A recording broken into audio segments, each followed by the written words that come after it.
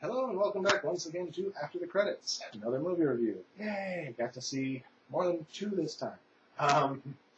So today I saw The Nice Guys. Again, this is over at the Dollar Theater. Missed it when I was in the main theater.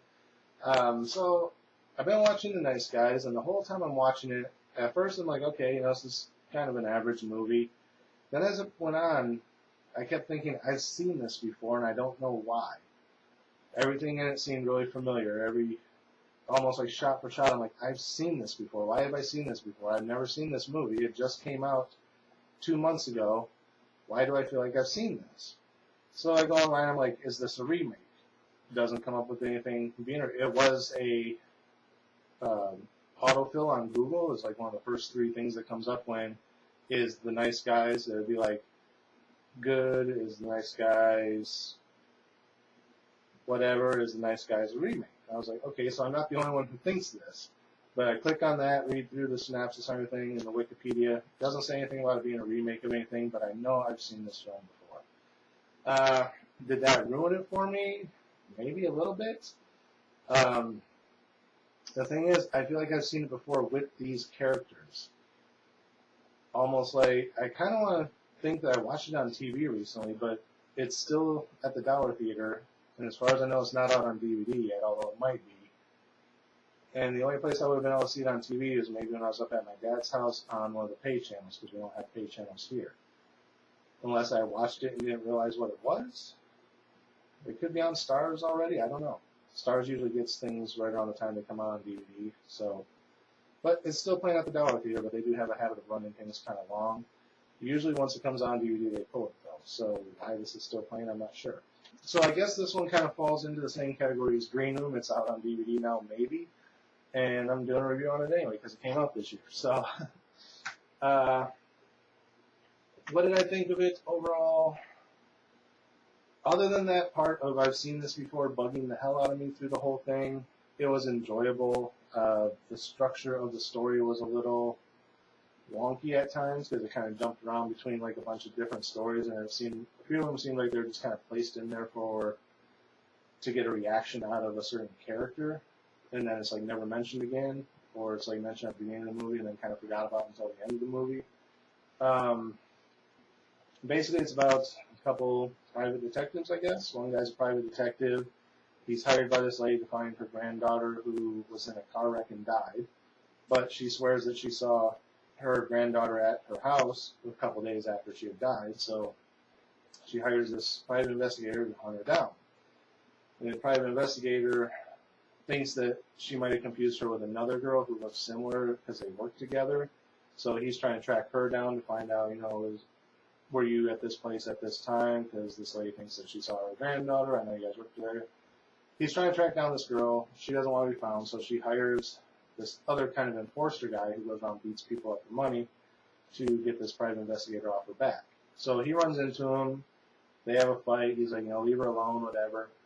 And then something, I forget exactly what it was, but something happened with the enforcer guy to where he now needs to find the girl to question her about something. So he hires the private investigator to reopen the case and try and find her. And he's like, well, last time you came and told me not to find her, now you're telling me to find her. And they kind of have this uneasy partnership, but then over time become really good friends and become partners. And it's just like this series of events. Honestly, the movie, it kind of reminds me of, and I don't know why I was thinking this when I was seeing it, is the movie that kept popping in my head was 8mm, but it's not 8mm, at least I don't think.